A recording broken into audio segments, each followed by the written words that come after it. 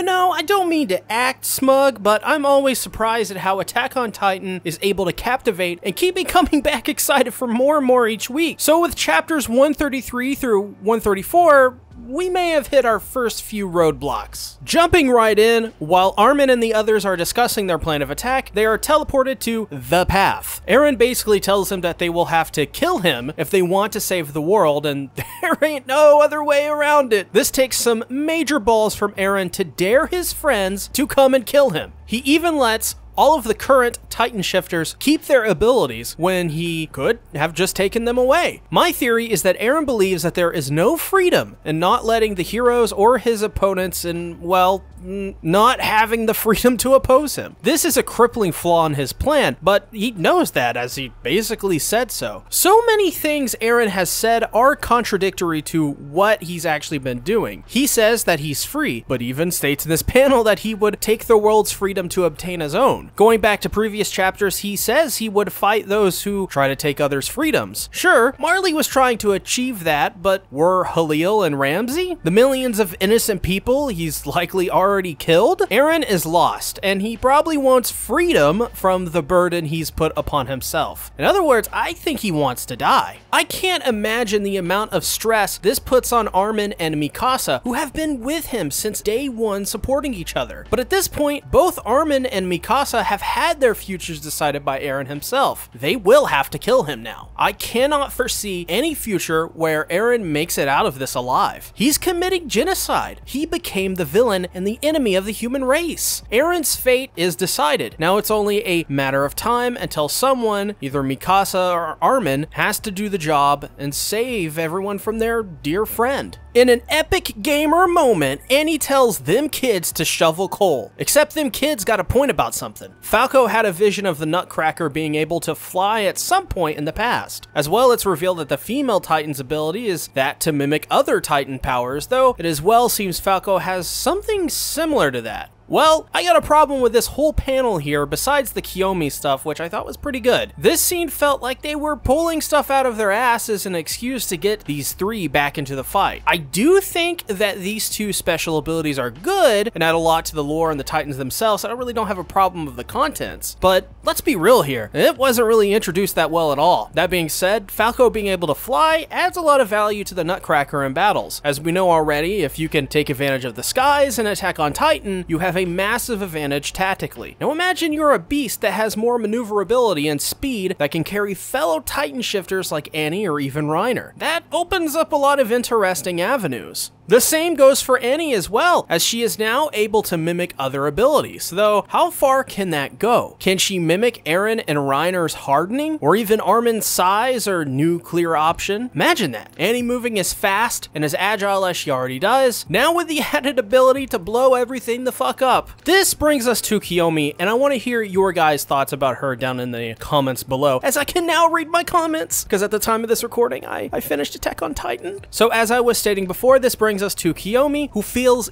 guilty for letting Zeke and Eren meet, and thus is willing to sacrifice herself and her boat so that Falco can transform. This was Kiyomi's redemption, and I'm all here for it. She wants to do everything to make sure that there is a future for Eldia. So the reason this means a lot is before, Kiyomi stated that she'd do anything to protect Mikasa for her own clan's interests. This decision here flies right in the face of that, and now shows that she isn't acting selfish or greedy any longer. Granted, it took losing it all, which sparks another interesting topic, from Kiyomi herself. Why? Why does it always have to come to such extremes for people to realize what they have? It's an underrated moment for sure, but it's one that shows a lot of growth for our formerly Azumabito representative. But as the rumbling approaches Fort Salta with Reiner's mother and Annie's father, among others, we get to see Historia in labor having her bebe. I want to take a moment to address that, as I was wrong in the last couple of videos about who this child's father was, I guess. But while we get to see life being born, we also get to see many others taken, as the threat of being crushed forced thousands of people off of a cliffside into the harsh ocean waters below. A very striking moment occurs where a mother is forced to let her baby go as she jumps, leaving her newborn behind to be juggled and passed to the next person to hopefully keep it alive. While that was heartbreaking, it's a really well done set of panels, especially the art and the feeling of heavy doom you get looking at the wide shots of the Titans approaching. Then there is Karina, I believe that's how you pronounce it, and Mr. Leonhardt, who regrets using their sons and daughters for revenge and not being there as a parent first and foremost. You feel really sorry for them both, but this to me is another example of what Kiyomi said being true. This is backed up again when what is most likely now the leader of what's left of Marley announces to everyone how he regrets how everything turned out. The hate they put into the world has now come right back at them in the form of Eren Yeager. And like anyone, they swear that if they survive this, they will never make that mistake again. Though, let's be real here. Human history in our own reality has shown it just repeats over and over in some different form. So eventually, this won't be the case, and we'll be back to wars in some form or fashion, just with newer people and civilizations. But I do love the message of let's build a world where